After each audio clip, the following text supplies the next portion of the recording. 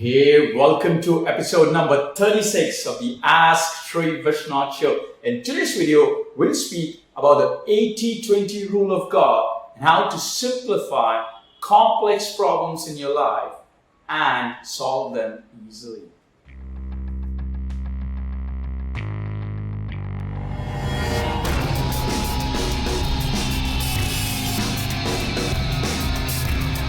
You ask questions and I answer them.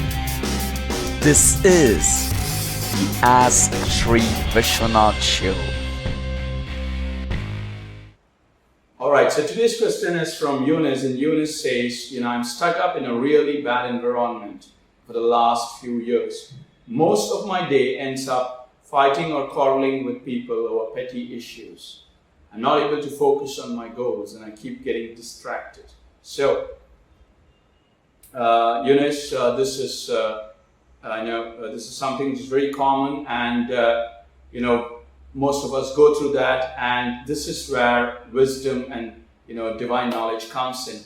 All the great beings, Krishna, Christ, all the messages are so powerful. I'm going to share with you a very beautiful tip which will help you make that switch from frustration to freedom. Immediately by the end of this episode. All right. So the first thing I would like you to know is the 80-20 rule of God. Okay, the 80-20 rule of God says that if you look at most of the people and events that give you a problem, like it would comprise only of 20% of your daily life. Okay, it comprises only of 20% of your day. So the people or event, like bad events or barring big horrible events, people or events that give you problems, they take up only 20% of the daily life, whatever of the 16 hours of waking life.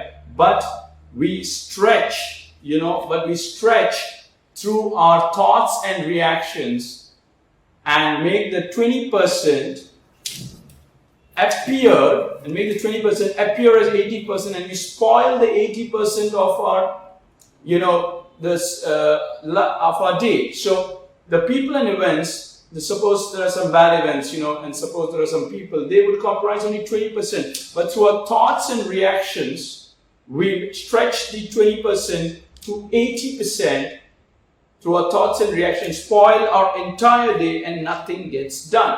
This is the 80-20 rule of God. And if you look at it, 80% was normal. 20% were, because of the bad time, people and events gave you problem, but 80% was normal. It might not be good, but it would be normal. But through our thoughts and reaction, we spoiled the 80%, and we could not get anything done in this 80% of time. And this has to be stopped, because look at it. God has given you 8 out of 10 things normal. At least your eyes, ears, all the organs are functioning well, or whatever it is. Nothing great is happening, but nothing bad is happening. Only 20% of that. So the first thing which great men and women say is, I want you to write this on, gratitude.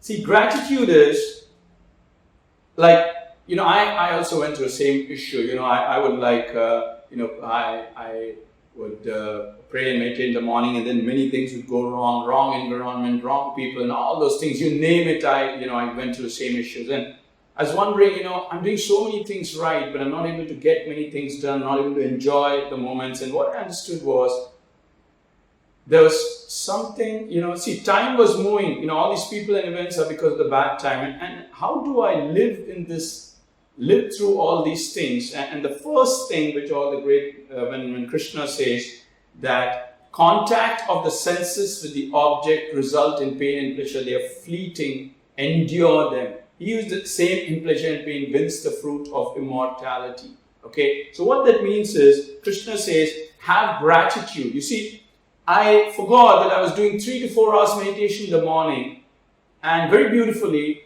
and I just took it for granted. There are many people who just die for that, and so that element of gratitude is like Krishna taught me that you got to be really grateful. You're doing something which even some of the it's the greatest gift. And so if you have gratitude for the 80 for at least 1 or 2 things which are really good. Like it could be a house, it could be a place, it could be a job, it could be a meditation, it could be you reading books, or any good habits that you form. Feel happy that you have it, while there are millions and millions of people who don't have it. And the reason you ought to have gratitude is because gratitude it does a strange thing. It brings you closer to God, because it makes you accept the way. See, it's like when you accept the things around you and look at it from a different angle. It's like, for a moment, if you forget solving the problems and solving like, okay, for the last 1 year I've had the same recurring issues.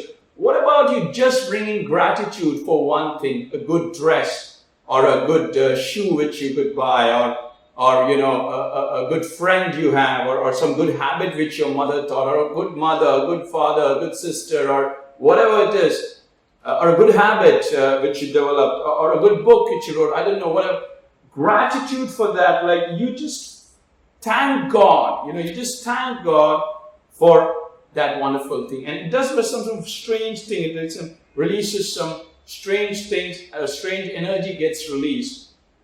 And you will notice that when that happens, the 20% of the problems remain at 20%. You see, you get the strength. When you develop gratitude, you get the strength to not stretch the 20% to 80%. This is the secret. You either get it or not get it. When you develop gratitude, you see, you get the strength not to stretch the 20% to 80%, because now every day, like today or tomorrow, if you develop gratitude, you'll notice that you get the strength not to stretch 20% to 80%. So you stretch it maybe just to 30% or 50%. Tomorrow it will be 40%, then it will be 30%, and then it will be only 20%. So it will just go away. Only when that problem is there, you'll remember. You'll get 80% of the full time, and you can do many things. So that's number one, gratitude. I hope you got it. It gives you the strength not to stretch the 20% bad things to 80% and spoil you entirely.